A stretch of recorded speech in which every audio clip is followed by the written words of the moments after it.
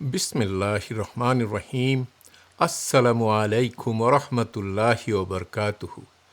রব্বি ইশরাহ লি সাদরি ওয়া ইয়াসসির লি আমরি ওয়াহলুল উকদাতাম মিন লিসানি ইয়াফকাহু কাওলি। নাহমাদুহু ওয়া নুসাল্লি আলা রাসূলিহিল কারীম, আম্মা বাদ। গত ৭৭তম পর্বে আমরা মেরাজের সুদূর প্রসারী তাৎপর্য, আধ্যাত্মিক শিক্ষা এবং মহান আল্লাহর অপার কুদরতের বিভিন্ন দিক নিয়ে সবিস্তারে আলোচনা করেছিলাম। আজ ৭৮তম পর্বে আমরা আলোচনা করব প্রিয় রাসূলুল্লাহ সাল্লাল্লাহু আলাইহি সাল্লামের জীবনে নেমে আসা এক অত্যন্ত কঠিন, অনিশ্চিত ও স্পর্শকাতর রাজনৈতিক পরিস্থিতি সম্পর্কে। আমরা জানব কিভাবে নিজের গোত্র কর্তৃক প্রত্যাখ্যাত হয়েও তিনি মক্কায় আসা বিভিন্ন গোত্রের কাছে দ্বীনের দাওয়াত পৌঁছে দিতে থাকলেন, সেই সাথে আশ্রয় ও সমর্থন পাওয়ার চেষ্টা করছিলেন। প্রিয় দর্শক, প্রিয় চাচা আবু তালিবের ইন্তেকালের পর বনু হাশিম গোত্রের গোত্রপ্রধানের দায়িত্ব চলে যায় আবু লাহাবের হাতে। গোত্রীয় প্রাচীন ঐতিহ্য ও সামাজিক নিয়ম মেনে প্রাথমিক পর্যায়ে আবু লাহাব রাসূলুল্লাহ সাল্লাল্লাহু আলাইহি সাল্লামকে গোত্রীয় সুরক্ষা অব্যাহত রাখার ঘোষণা দিয়েছিল। কিন্তু কুরাইশদের চক্রান্ত, কুটিল চাল ও চরম প্ররোচনার কারণে মাত্র ১ বা ২ সপ্তাহের মধ্যেই সে সেই সিদ্ধান্ত থেকে সরে দাঁড়ায় এবং রাসূলুল্লাহ সাল্লাল্লাহু আলাইহি সাল্লামের উপর থেকে গোত্রীয় সুরক্ষার হাত তুলে নেয়। এই রকম এক চরম সংকটময় মুহূর্তে রাসূলুল্লাহ সাল্লাল্লাহু আলাইহি সাল্লাম মক্কার মর্যাদাবান ব্যক্তিত্ব মুতিম ইবনে আদিকেও সুরক্ষা প্রদানের অনুরোধ করলে মুতিম ইবনে আদি সে অনুরোধে সাড়া দেন। মুতিমের দেওয়া সেই সামাজিক নিরাপত্তায় রাসূলুল্লাহ সাল্লাল্লাহু আলাইহি সাল্লাম মক্কায় বসবাস করতে শুরু করেন। তবে আপাত দৃষ্টিতে নিরাপত্তা মিললেও বাস্তবিক অর্থে এটি রাসূলুল্লাহ সাল্লাল্লাহু আলাইহি সাল্লামের জন্য ছিল অত্যন্ত অনিশ্চিত, স্পর্শকাতর ও বিব্রতকর এক পরিস্থিতি। এর প্রধান কারণগুলো যদি আমরা পর্যালোচনা করি তবে দেখব, প্রথমত তার নিজের রক্তের ও বংশের গোত্রই তাকে আনুষ্ঠানিকভাবে পরিত্যাগ করেছিল। দ্বিতীয়ত, মক্কার প্রভাবশালী কুরাইশ নেতারা অন্য গোত্রের একজনের আশ্রয়ে তার অবস্থানকে একেবারেই সহজভাবে গ্রহণ করেনি। এবং তৃতীয়ত, মুতিম ইবনে আদি ছিলেন বয়োবৃদ্ধ একজন ব্যক্তি। রাসূল সাল্লাল্লাহু আলাইহি সাল্লাম দূরদর্শিতার সাথে খুব ভালোভাবেই অনুধাবন করছিলেন যে এই সাময়িক নিরাপত্তা দীর্ঘস্থায়ী হতে পারে না এবং তাকে হয়তো অচিরেই মক্কা ছেড়ে অন্য কোথাও যেতে হবে। এখানে উল্লেখ করা যেতে পারে, হিজরতের মাত্র ২ থেকে ৩ মাসের মাথায় এই মুতিম ইবনে আদি মক্কায় মৃত্যুবরণ করেন। ইতিপূর্বে তিনি তায়েফে আশ্রয় পাওয়ার এক ঐতিহাসিক চেষ্টা করেছিলেন, কিন্তু তায়েফবাসীদের নিষ্ঠুর আচরণে সেই প্রচেষ্টা ব্যর্থ হয়েছিল। সিরাত সিরিজ পর্ব ৬৩ ও পর্ব ৬৪-তে আমরা এই বিষয়ে বিস্তারিত আলোচনা করেছি। ঠিক এই কঠিন পরিস্থিতিতে রাসূলুল্লাহ সাল্লাল্লাহু আলাইহি সাল্লাম এক নূতন ও দূরদর্শী কৌশল গ্রহণ করলেন। আরবিতে একে বলা হয় ইয়ারিজু নাফসাহু, অর্থাৎ বিভিন্ন গোত্রের নিকট নিজেকে উপস্থাপন করা। হজরত ইব্রাহিম আলাইহিস সালামের জামানা থেকেই প্রতি বছর মক্কায় হজ ও ব্রত পালনের আগমনী ধারা অব্যাহত ছিল। রাসূল সাল্লাল্লাহু আলাইহি সাল্লাম হজের উদ্দেশ্যে মক্কায় আসা বিভিন্ন আরব গোত্রের তাঁবুতে তাঁবুতে গিয়ে তাদের কাছে নিজের সত্য বাণী পেশ করতে লাগলেন। তিনি তাদের আনুগত্য ও পৃষ্ঠপোষকতা চেয়েও আবেদন জানান, যেন তারা তাকে নিজেদের গোত্রে গ্রহণ করে নেয় এবং তার সুরক্ষার দায়িত্ব নেয়। ইসলামের দাওয়াতের পাশাপাশি এখানে একটি সূক্ষ্ম বিষয় লক্ষ্য করার মতো। ওই সময়ে আরবে বিবাহের কারণে কিংবা বিশেষ রাজনৈতিক জটিলতায় কখনো কখনো গোত্র পরিবর্তন করার একটি ধারণা প্রচলিত থাকলেও তা ছিল অত্যন্ত বিরল ও ব্যতিক্রমী।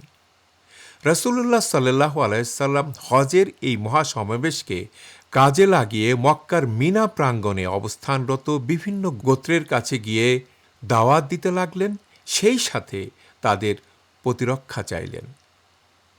আবু তালিব বেঁচে থাকতেও রাসূলুল্লাহ সাল্লাল্লাহু আলাইহি সাল্লাম মিনায় অবস্থানরত হাজীদের কাছে গিয়ে দ্বীনের দাওয়াত দিতেন। কিন্তু এবার তিনি তাদের দ্বারে দ্বারে যাচ্ছেন মূলত একটি নিরাপদ ও রাজনৈতিক আশ্রয় ও তাওহীদের বাণী প্রচারের নিরাপদ পরিবেশ পাওয়ার আশায়। রাসূল সাল্লাল্লাহু আলাইহি সাল্লামের এই রাজনৈতিক আশ্রয় চাওয়া সংক্রান্ত অসংখ্য বর্ণনা প্রত্যক্ষদর্শীদের থেকে বর্ণিত হয়েছে। তার মধ্যে সাহাবী রাবিয়াহ ইবনে আব্বাদ রাদিয়াল্লাহু আনহুর বর্ণিত এই হাদিসটি অত্যন্ত জীবন্ত ও হৃদয়স্পর্শী। ঘটনার বহু বছর পর নিজের শৈশবের স্মৃতিচারণ করে রাবিয়াহ ইবনে আব্বাদ রাদিয়াল্লাহু আনহু বলেন, আমার পরিষ্কার মনে আছে, আমি যখন একদম ছোট বালক, একদিন দেখি একজন রূপবান যুবক লোক এসে আমার বাবার সাথে কথা বলছেন। তিনি আমার বাবাকে আহ্বান জানাচ্ছিলেন একমাত্র মহান আল্লাহর ইবাদত করতে, মূর্তি পূজা ত্যাগ করতে এবং তাকে তার গোত্রে আশ্রয় দিতে। আমি আরও দেখতে পেলাম সেই যুবকের ঠিক পিছনে দাঁড়িয়ে আছে ইয়ামানি পোশাক পরা এক বয়স্ক লোক। তার মাথার পিছনের চুলগুলো বিশেষভাবে দুটো ঝুঁটি বা পনিটেল করে বাঁধা। যখন ওই যুবকটি তার বক্তব্য শেষ করে পাশের তাঁবুর দিকে হেঁটে গেলেন, তখন এই বৃদ্ধ লোকটিও তার পিছনে পিছনে গিয়ে মানুষকে বলতে লাগলো, হে লোক সকল, এই যুবকের কথায় কান দিও না, তোমাদের বাপ দাদার ধর্ম ত্যাগ করো না। রাবিয়াহ রাদিয়াল্লাহু আনহু বলেন, আমি কৌতূহলী হয়ে আমার বাবাকে জিজ্ঞাসা করলাম, বাবা, এই দুজন মানুষ কারা? আমার বাবা আমাকে উত্তর দিলেন, প্রথমজন হচ্ছেন সেই ব্যক্তি যিনি নিজেকে আল্লাহর নবী হিসাবে দাবি করেন, আর পিছনে থাকা ওই বৃদ্ধ লোকটি হচ্ছে তার আপন চাচা আব্দুল উজ্জা অর্থাৎ আবুল আহাব। হাদিস ও সিরাতের বহু গ্রন্থে বর্ণিত আরেকটি হৃদয় বিদারক বর্ণনা এসেছে। রাসূলুল্লাহ সাল্লাল্লাহু আলাইহি সাল্লাম মিনায় ঘুরে ঘুরে ব্যথিত হৃদয়ে বলতেন, কে আছেন যে আমাকে দত্তক হিসাবে আশ্রয় দিবেন, যাতে আমি আমার রবের বাণী মানুষের কাছে পৌঁছে দিতে পারি। কারণ কুরাইশরা আমাকে আমার আল্লাহর দ্বীন প্রচার করতে দিচ্ছে না। প্রিয় দর্শক, রাসূলুল্লাহ সাল্লাল্লাহু আলাইহি সাল্লাম একে একে আরবের বহু শক্তিশালী ও নামজাদা গোত্রের তাঁবুতে গিয়েছিলেন, যেমন কিন্দাহ গোত্র, বনু কালাব, বনু হানিফা এবং বনু আমির ইবনে সা আসা। কিন্তু অত্যন্ত দুঃখজনকভাবে তারা সকলেই কম বেশি কঠোরতা ও রূঢ়তার সাথে আল্লাহর রাসূলের এই আকুল আবেদন প্রত্যাখ্যান করেছিল। সেই প্রত্যাখ্যানের ইতিহাসের পিছনে জড়িয়ে রয়েছে অত্যন্ত শিক্ষণীয় এবং অদ্ভুত কিছু ঘটনা। প্রিয় দর্শক, হজের সময় মক্কার মিনায় বিভিন্ন গোত্রের দ্বারে দ্বারে ঘুরে যখন রাসূল সাল্লাল্লাহু আলাইহি সাল্লাম আশ্রয় খুঁজছিলেন, তখন তিনি আরবের অন্যতম প্রাচীন ও বিখ্যাত কিন্দাহ গোত্রের তাঁবুতে উপস্থিত হলেন। ঐতিহাসিক প্রেক্ষাপট দেখলে বোঝা যায়, কিন্দাহ ছিল আরবের এক সুপ্রাচীন উপজাতীয় রাজবংশ। কয়েকশো বছর আগে পুরো অঞ্চলে তাদের ব্যাপক ক্ষমতা ও রাজকীয় মর্যাদা ছিল। সময়ের আবর্তে তৎকালীন সময়ে তারা সেই পুরনো প্রভাব প্রতিপত্তি ও মর্যাদা অনেকটাই হারিয়ে ফেলেছিল। তা সত্ত্বেও তারা তখনও একটি বড় এবং শক্তিশালী গোত্র হিসাবেই পরিগণিত হতো। রাসূলুল্লাহ সাল্লাল্লাহু আলাইহি সাল্লাম কিন্দাহ গোত্রের এক সর্দারের কাছে গিয়ে ইসলাম ও তাওহীদের দাওয়াত পেশ করলেন। সেই সর্দার রাসূল সাল্লাল্লাহু আলাইহি সাল্লামের কথাগুলো অত্যন্ত মনোযোগ সহকারে শুনল। বক্তব্য শেষে সে বেশ প্রভাবিত হয়ে বলল, আপনার এই বার্তা তো সত্যি দারুণ এবং অত্যন্ত আকর্ষণীয়। আপনি আমার সাথে আসুন, আমি আপনাকে আমাদের অন্যান্য গোত্র প্রধানদের সাথে বসিয়ে দিচ্ছি। আমাকে আপনি যে কথাগুলো বলেছেন তাদের সামনেও ঠিক এই কথাগুলোই বলুন। রাসূলুল্লাহ সাল্লাল্লাহু আলাইহি সাল্লাম সেই সর্দারকে অনুসরণ করে তাদের মূল মজলিসে গেলেন এবং সকল গোত্র প্রধানদের সামনে আল্লাহর দ্বীনের একই দাওয়াত পেশ করলেন। বক্তব্য শেষ হওয়ার পর যে সর্দার রসুল্লাহ সাল্লাল্লাহু আলাইহি সাল্লামকে নিয়ে এসেছিল সে তার স্বগোত্রীয় নেতাদের ডেকে গোপনে রাজনৈতিক পরামর্শের সুর তুলে বলল, হে আমার গোত্রবাসী, আমরা যদি কোরাইশদের এই যুবকের এই নতুন বার্তাটি গ্রহণ করি এবং তাকে আমাদের গোত্রে আশ্রয় ও অভিভাবকত্ব দান করি, তবে বিশ্বাস করুন আমাদের হাতে এমন এক ঐশী ক্ষমতা ও বার্তা চলে আসবে যার মাধ্যমে আমরা গোটা আরব বিশ্বকে জয় করে নিতে পারব। প্রিয় দর্শক, এখানে এই কিন্দাহ সর্দারের মনস্তত্ত্বটি গভীরভাবে লক্ষ্য করার মতো। প্রথমত, সে রাসূলুল্লাহ সাল্লাল্লাহু আলাইহি সাল্লামের আনা বাণীর ভেতরের এক অবিশ্বাস্য শক্তি ও অলৌকিক সম্ভাবনা উপলব্ধি করতে পেরেছিল। দ্বিতীয়ত, সে সম্পূর্ণ বিষয়টি কিন্তু মূল্যায়ন করছিল খাঁটি রাজনৈতিক ও ক্ষমতার দৃষ্টিকোণ থেকে।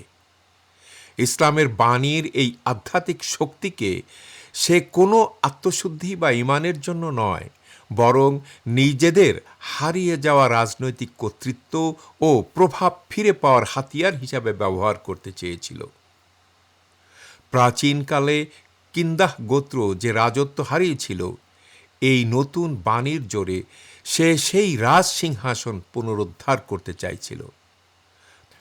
তাই সে তার গোত্রের অন্যান্য নেতাদের আকিদা বা সত্য মিথ্যার নিরিখে ভাবতে না বলে নিছক রাজনীতি, রক্তক্ষয়ী যুদ্ধ ও ক্ষমতা দখলের সমীকরণ মেলাতে বলছিল।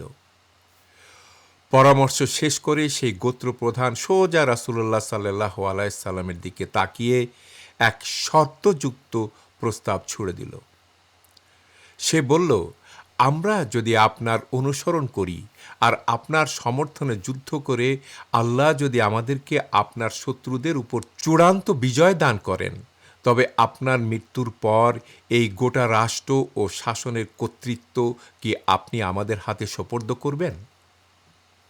অর্থাৎ সর্দারের মূল কথা ছিল, আমরা আপনাকে আশ্রয় ও সামরিক সহায়তা দিব, কিন্তু বিনিময়ে আপনার পরে আমরাই হব এই সাম্রাজ্যের একচ্ছত্র শাসক ও রাজধীরাজ।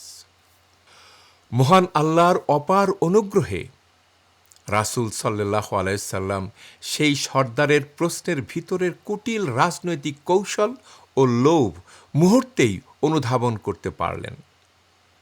তিনি কোন রূপক বা কৌশলের আশ্রয় না নিয়ে অত্যন্ত স্পষ্ট, সংক্ষিপ্ত ও কালজয়ী এক ঐতিহাসিক জবাব দিলেন।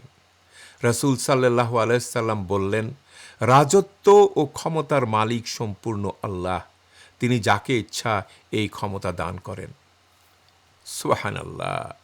রাসূলুল্লাহ সাল্লাল্লাহু আলাইহি সাল্লামের এই জবাবের সৌন্দর্য সত্যিই বিস্ময়কর। তিনি হা বা না বলে কোনো রাজনৈতিক মিথ্যার জালে জড়াননি। তিনি খুব ভালো করেই বুঝতে পেরেছিলেন যে কিন্দাহ গোত্রের এই নেতারা কোনো সত্যের সন্ধান বা খাঁটি ঈমানের তাড়নায় ইসলাম গ্রহণ করতে চাইছে না, বরং তারা ক্ষমতার লোভ ও রাজনৈতিক স্বার্থসিদ্ধির জন্য দ্বীনকে ব্যবহার করতে চায়। তাই তিনি নিজেকে বা আল্লাহর দ্বীনকে সেই লোভী দলের হাতে বিন্দুমাত্র যুক্ত করলেন না। রাসূল সাল্লাল্লাহু আলাইহি সাল্লামের এই নেতিবাচক জবাব শোনা মাত্রই সেই সর্দারের মনোভাব নিমেষেই বদলে গেল। সে অত্যন্ত রুক্ষ ও ক্ষুব্ধ কণ্ঠে বলল, তার মানে আপনি চাচ্ছেন আমরা আপনার রক্ষা কবচ হয়ে আরবদের সাথে যুদ্ধ করি, আমাদের ঘাড় কাটা পড়ুক, আমরা রক্ত ঝরিয়ে আপনাকে পুরো আরবের শাসক বানাই, আর যুদ্ধ জয়ের পর বিজয়ের সেই রাষ্ট্র ও ক্ষমতা ভোগ করবেন আপনি নিজে। চলে যান এখান থেকে, আপনার এই প্রস্তাবের আমাদের কোনো প্রয়োজন নাই। অতএব তাদের কাছে পুরো বিষয়টি ছিল নিছকই এক রাজনৈতিক লেনদেন। ভবিষ্যতে ক্ষমতা হস্তান্তরের কোনো নির্দিষ্ট প্রতিশ্রুতি না পাওয়ায় রাসূল সাল্লাল্লাহু আলাইহি সাল্লামের তাওহীদের দাওয়াত তাদের কাছে সম্পূর্ণ অর্থহীন মনে হলো। অথচ কিন্দাহ ছিল তৎকালীন আরবের অন্যতম প্রধান ও প্রভাবশালী গোত্র। তারা রাজনৈতিকভাবে আশ্রয় দিলে রাসূল সাল্লাল্লাহু আলাইহি সাল্লামের সুরক্ষার সমস্ত সংকট তাৎক্ষণিকভাবে নিরসন হয়ে যেত। তা সত্ত্বেও তাওহীদ ও দ্বীনের মূলনীতির সাথে রাসূল সাল্লাল্লাহু আলাইহি সাল্লাম বিন্দুমাত্র আপোস বা চুক্তি করলেন না। সুবহানাল্লাহ। সাধারণ দৃষ্টিকোণ থেকে মনে হতে পারে নিরাপত্তা পাওয়ার কত বড় একটি সুবর্ণ সুযোগ হাতছাড়া হয়ে গেল। কিন্তু আমাদের প্রিয় রাসূল সাল্লাল্লাহু আলাইহি সাল্লাম দুটি গভীর সত্য অনুধাবন করেছিলেন। প্রথমত, সত্য দ্বীনের মৌলিক আকীদা ও বাণীর সাথে কখনো কোনো স্বার্থের আপোস করা যায় না। আর দ্বিতীয়ত, খাঁটি বিশ্বাস ছাড়া শুধু ক্ষমতার লোভে আসা এই সুযোগ সন্ধানী দলটি কোনো দিন দ্বীনের সত্য অনুসারী হতে পারবে না।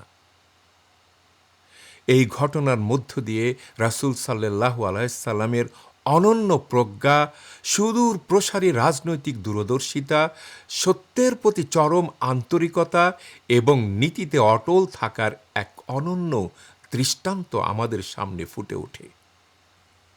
প্রিয় দর্শক, মিনার তাঁবুতে তাঁবুতে ঘুরে রাসূল সাল্লাল্লাহু আলাইহি সাল্লাম সত্যের দাওয়াত ও রাজনৈতিক আশ্রয় খোঁজার ইতিহাসের আরেকটি অত্যন্ত চমকপ্রদ ও অনন্য ঘটনা জড়িয়ে আছে বনু শায়বান ইবনে থালাবা গোত্রকে ঘিরে। সাধারণত মক্কায় আগত অপরিচিত কোনো গোত্রের তাঁবুতে যাওয়ার পরিকল্পনা থাকলে রাসূল সাল্লাল্লাহু আলাইহি সাল্লাম হযরত আবু বকর সিদ্দিক রাদিয়াল্লাহু আনহুকে সাথে নিয়ে যেতেন। এর কারণ হল, হযরত আবু বকর রাদিয়াল্লাহু আনহু ছিলেন তৎকালীন গোটা আরব উপদ্বীপের গোত্রীয় ইতিহাস, সংস্কৃতি, বংশবৃত্তীয় জ্ঞানে বা জিনিওলজিতে অন্যতম সেরা বিশেষজ্ঞ। এখানে একটি অত্যন্ত সূক্ষ্ম ও শিক্ষণীয় বিষয় লক্ষ্য করার মতো। রাসূল সাল্লাল্লাহু আলাইহি সাল্লাম নিজের দায়িত্ব পালনে প্রয়োজন অনুযায়ী তার আশেপাশের সহচরদের অভিজ্ঞতা, জ্ঞান ও দক্ষতাকে চমৎকারভাবে কাজে লাগাতেন। আমাদের জীবনেও যদি কখনো অন্যের ইতিবাচক জ্ঞান বা অভিজ্ঞতা ব্যবহার করার সুযোগ থাকে, তা গ্রহণ করা উচিত। আমাদের সমাজে অনেকেই এই সত্যটি মানতে গিয়ে কিছুটা দ্বিধায় পড়েন, এই ভেবে যে যিনি সর্বকালের শ্রেষ্ঠ নবী, তিনি কিভাবে সাধারণ মানুষের জ্ঞান বা দক্ষতা থেকে উপকৃত হলেন? তিনি তো সব দিক থেকেই সেরা। প্রকৃতপক্ষে তিনি ছিলেন আল্লাহর পরম মনোনীত রাসূল, কিন্তু এর পাশাপাশি তিনি ছিলেন একজন মানুষ। তার কাছে ওহী আসত, কিন্তু পার্থিব সামাজিক দক্ষতার ক্ষেত্রে তিনি সাহাবীদের মেধা ও অভিজ্ঞতার মূল্যায়ন করতেন। পুরো সিরাত জুড়েই রাসূল সাল্লাল্লাহু আলাইহি সাল্লামের এহেন বাস্তবসম্মত মানবীয় প্রজ্ঞা বারবার প্রদর্শিত হয়েছে। আমরা আবার মূল আলোচনায় ফিরে আসি। রাসূল সাল্লাল্লাহু আলাইহি সাল্লাম যখন হযরত আবু বকরকে সাথে নিয়ে বনু শায়বান ইবনে থালাবা গোত্রের তাঁবুতে পৌঁছলেন, তখন হযরত আবু বকর রাদিয়াল্লাহু আনহু আরবি প্রথা অনুযায়ী বিনয়ের সাথে তাদের সালাম দিলেন এবং পরিচয় জানতে চেয়ে জিজ্ঞাসা করলেন, মিনাল কাওম, অর্থাৎ আপনারা কোন মর্যাদাবান গোত্র বা সম্প্রদায়ের লোক? তারা উত্তর দিল, আমরা বনু শায়বান ইবনে থালাবা গোত্রের লোক।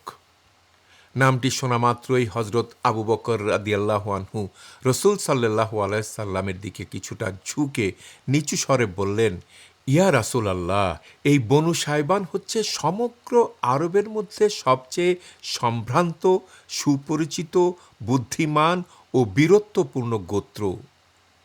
এদের দলে অমুক অমুক প্রখ্যাত ব্যক্তিরা রয়েছেন, যারা নিজেদের সীমাহীন উদারতা, আন্তরিকতা ও দূরদর্শিতার জন্য পুরো আরবে বিখ্যাত।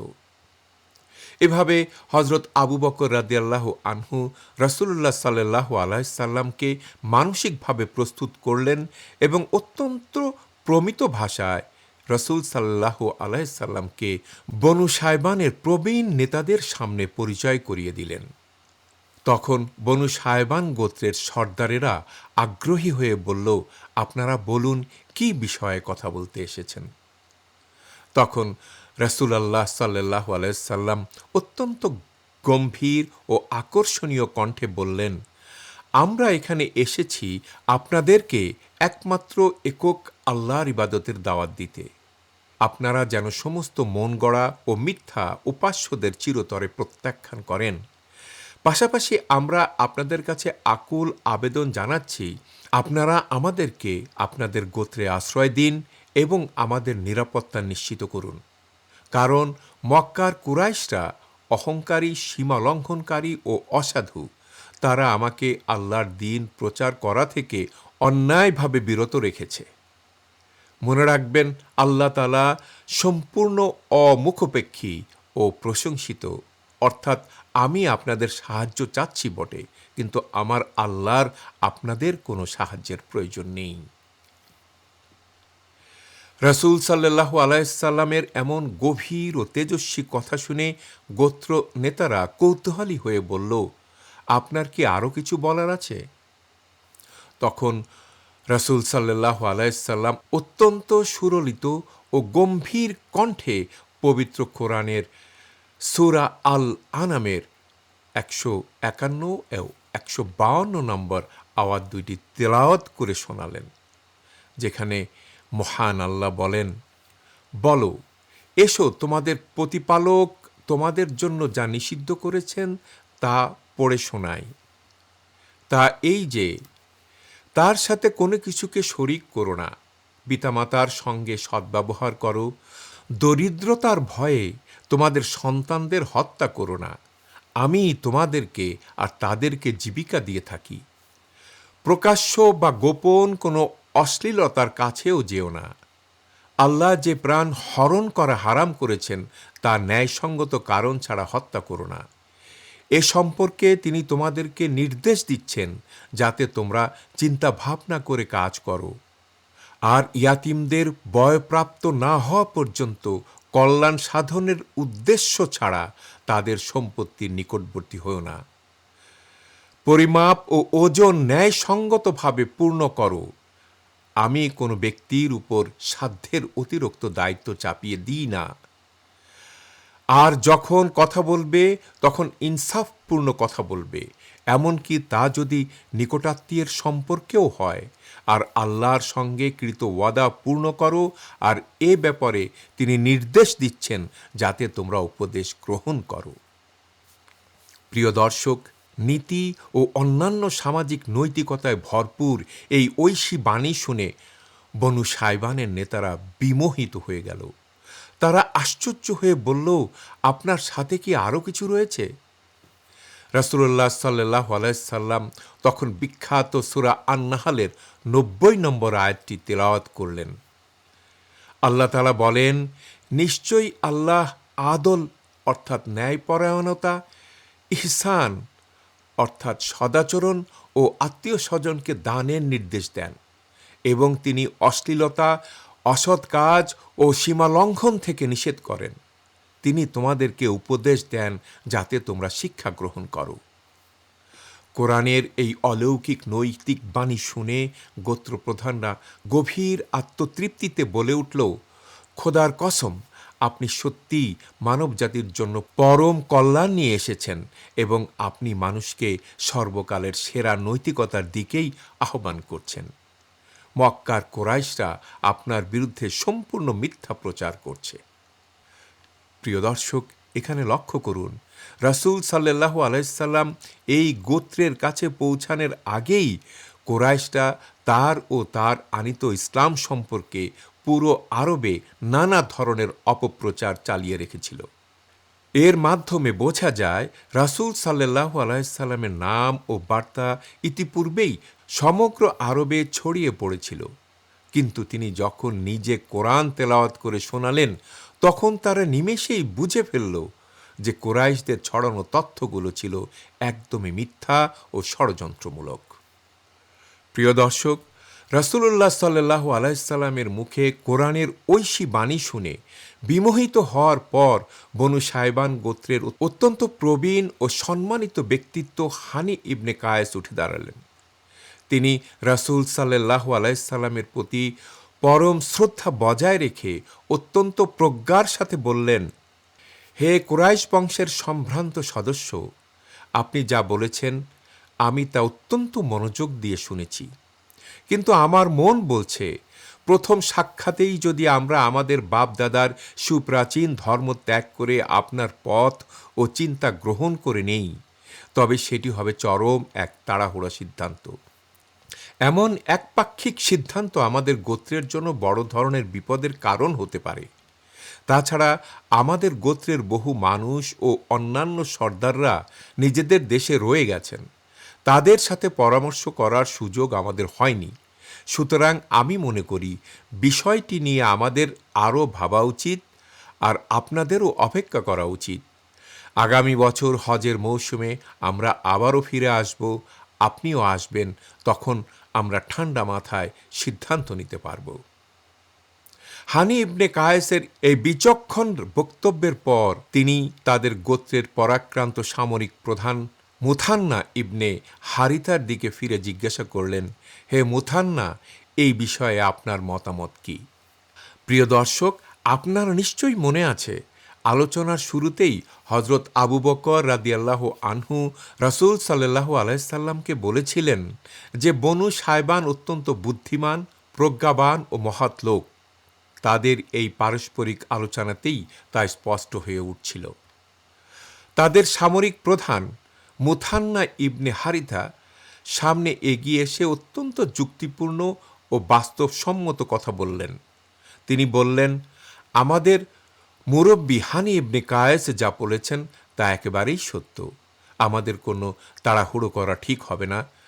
তবে এর পাশাপাশি আরেকটি অত্যন্ত জটিল ও কূটনৈতিক ও সামরিক বিষয় রয়েছে যা আমাদের খোলাসা করা প্রয়োজন। আমাদের গোত্রটি মূলত দুটি রাজনৈতিক চুক্তিতে আবদ্ধ। প্রথমটি হল আমাদের প্রতিবেশী অন্যান্য আরব গোত্রগুলোর সাথে চুক্তি। এই আরবদের বিষয়ে আমাদের কোনো ভয় বা সংশয় নেই। কিন্তু দ্বিতীয় চুক্তিটি হল তৎকালীন বিশ্বের পরাশক্তি কিসরা, অর্থাৎ পারস্যের সাসানিড সম্রাটের সাথে। কিসরার সাথে আমাদের স্পষ্ট চুক্তি রয়েছে যে আরব উপদ্বীপের যে কোনো আভ্যন্তরীণ সামরিক বা রাজনৈতিক বিষয়ে আমরা সম্পূর্ণ নিরপেক্ষ থাকব। এখন আপনি যে তাওহীদের বার্তা নিয়ে এসেছেন তা পারস্যের রাজধীরাজ কিসরা কখনোই অনুমোদন করবেন বলে মনে হয় না। তাই আমরা যদি আপনাকে আশ্রয় ও সমর্থন দিতেও চাই, তবে তা কেবল আরবদের আক্রমণের বিরুদ্ধে সীমাবদ্ধ থাকবে। পরাশক্তি পারস্যের বিরুদ্ধে আমরা আপনাকে কোনো সুরক্ষার গ্যারান্টি দিতে পারব না। প্রিয় দর্শক, ভৌগোলিক অবস্থানের দিক থেকে বনু সায়বান ইবনে থালাবা গোত্রটি শক্তিশালী পারস্য সাম্রাজ্যের সীমান্ত এলাকায় বসবাস করত। তাই মুথান্না ইবনে হারিতা খুব পরিষ্কার ভাষায় সামরিক বাস্তবতা তুলে ধরছিলেন যে তারা আরবদের বিরুদ্ধে যুদ্ধ করতে রাজি আছেন, কিন্তু পারস্যের মতো পরাশক্তির স্বার্থের বিরুদ্ধে গিয়ে বা তাদের সাথে যুদ্ধে জড়িয়ে তারা রাসূলুল্লাহ সাল্লাল্লাহু আলাইহি সাল্লামকে প্রতিরক্ষা দিতে অক্ষম। বনু সায়বান গোত্রের এই সততা, রাজনৈতিক স্পষ্টতা ও নিখুঁত জবাব শুনে রাসূলুল্লাহ সাল্লাল্লাহু আলাইহি সাল্লাম মোটেও ক্ষুব্ধ হলেন না। তিনি তাদের প্রজ্ঞার প্রশংসা করে বললেন, আপনারা অত্যন্ত সৎ ও পরিষ্কার জবাব দিয়েছেন। কিন্তু মনে রাখবেন, আল্লাহর দিনকে কেবল তারাই বিজয়ী করতে পারবে ও সাহায্য করবে যারা এই দিনকে কোনো শর্ত ছাড়া সম্পূর্ণরূপে গ্রহণ করবে। অর্থাৎ আল্লাহর দিনে অর্ধেক মেনে নেওয়া আর অর্ধেক বাদ দেওয়ার কোনো সুযোগ নেই। এরপর স্থানটি ত্যাগ করার ঠিক আগ মুহূর্তে রাসূল সাল্লাল্লাহু আলাইহি সাল্লাম এক অবিশ্বাস্য অভূতপূর্ব ভবিষ্যৎবাণী করলেন। তিনি বনু সায়বান নেতার দিকে তাকিয়ে বললেন, আমি যদি আপনাদেরকে বলি যে কিসরা ও পারস্যের এই বিশাল সাম্রাজ্য আল্লাহ তাআলা আপনাদের হাতের মুঠোয় এনে দেবেন, আপনারা তাদের রাজত্ব, ভূমি, বিপুল ধন সম্পদ ও যুদ্ধবন্দীদের উপর কর্তৃত্ব লাভ করবেন, আপনারা কি তা বিশ্বাস করবেন? রাসূলুল্লাহ সাল্লাল্লাহু আলাইহি সাল্লামের এই কথা শুনে সেখানে উপস্থিত এক তরুণ কৌতূহল ও উত্তেজনায় বলে উঠল, হ্যাঁ, আল্লাহর কসম, আমরা অবশ্যই তা বিশ্বাস করব। কিন্তু বনু সায়বানের বয়োবৃদ্ধ ও অভিজ্ঞ নেতারা কেবল বিস্ময়ে বাকরুদ্ধ হয়ে তাকিয়ে রইলেন। তারা যেন নিজেদের কানকেও বিশ্বাস করতে পারছিলেন না। সুবহানাল্লাহ!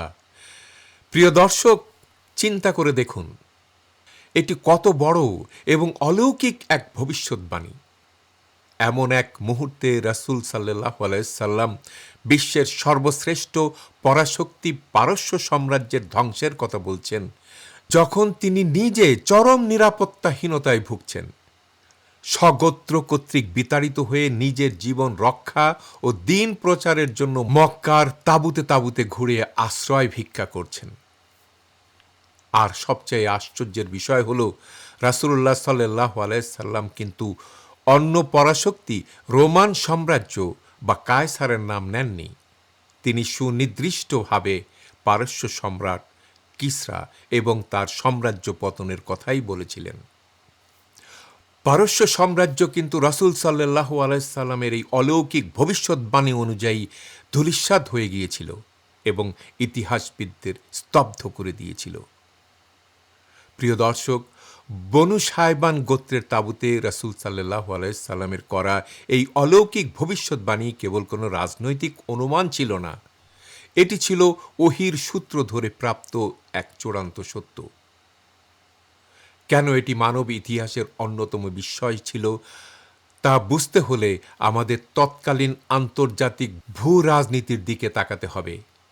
রাসূল সাল্লাল্লাহু আলাইহি সাল্লাম যখন মক্কার তাঁবুতে তাঁবুতে ঘুরে বেড়াচ্ছিলেন, ঠিক সেই সময়টিতে বিশ্বজুড়ে চলছিল দুই পরাশক্তি বাইজেন্টাইন ও সাসানিড সাম্রাজ্যের রক্তক্ষয়ী মহাযুদ্ধ।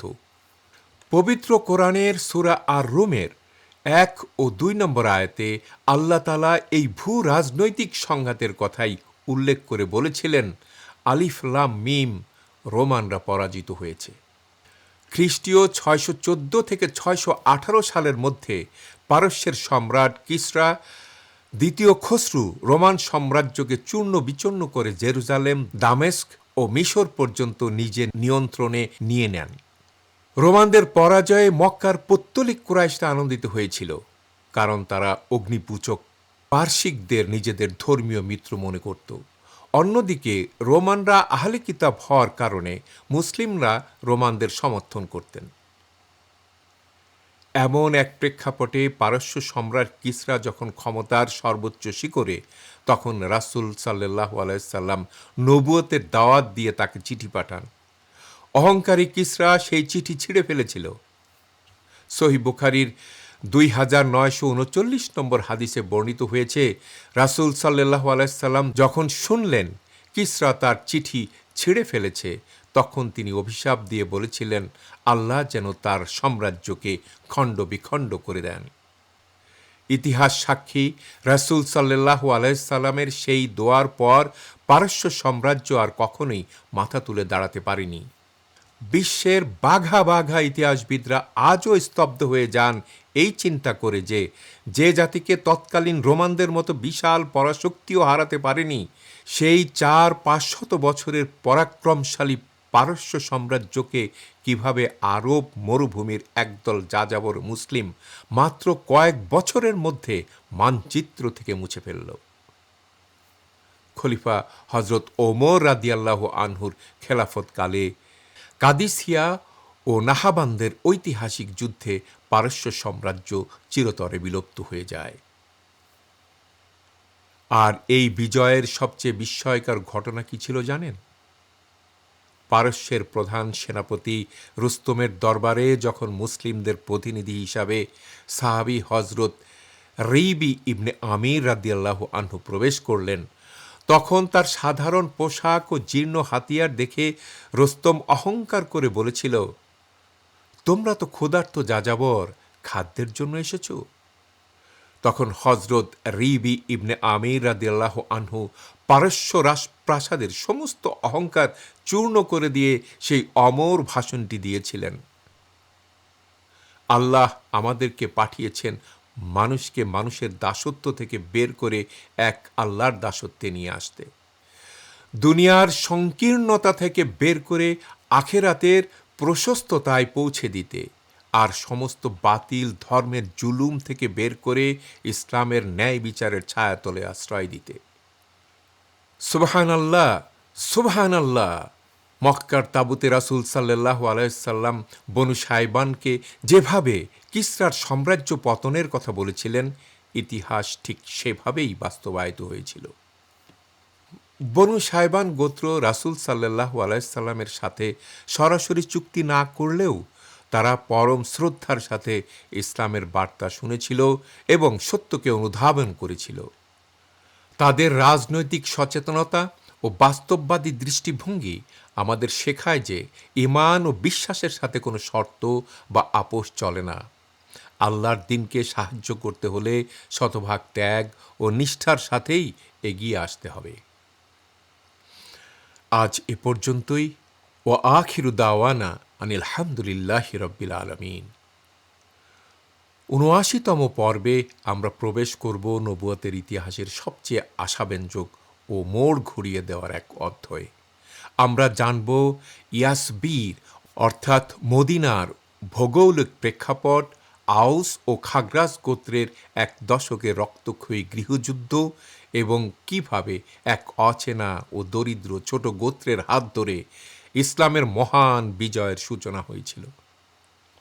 এখন আমি বিনয়ের সাথে আপনাকে সিরাতের সাথে সংযুক্ত হওয়ার জন্য অনুরোধ করছি। আপনিও এই সিরাত সিরিজটি অন্যদের সাথে শেয়ার করার মাধ্যমে সাদাকায়ে জারিয়ার উৎস তৈরি করতে পারেন। আমাদের চ্যানেলটি সাবস্ক্রাইব করুন, নোটিফিকেশন বেলটি চেপে রাখুন। আল্লাহ আমাদের সকলকে রাসূল সাল্লাল্লাহু আলাইহি সাল্লামের সিরাত থেকে শিক্ষা নিয়ে দ্বীনের উপর অবিচল থাকার তৌফিক দান করুন। আমিন। জাযাকুমুল্লাহু খায়রান। আসসালামু আলাইকুম ওয়া রাহমাতুল্লাহি ওয়া বারাকাতুহু।